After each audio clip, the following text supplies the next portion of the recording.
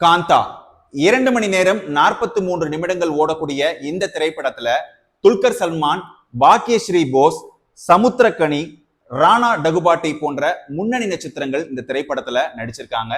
இந்த திரைப்படத்துடைய கதை என்ன அப்படின்னாக்க 1950ஆம் ஆண்டு காலகட்டத்துல மெட்ராஸ் பிலிம் இண்டஸ்ட்ரி எப்படி இருந்துச்சு, திரையுலகில் 2 ஜாம்பவான்களை காட்டுறாங்க. மாடர்ன் சினிமாஸ் என்று அழைக்கப்படக்கூடிய ஒரு தயாரிப்பு நிறுவனம் தன்னுடைய அழிவின் விளிம்புல இருக்கு.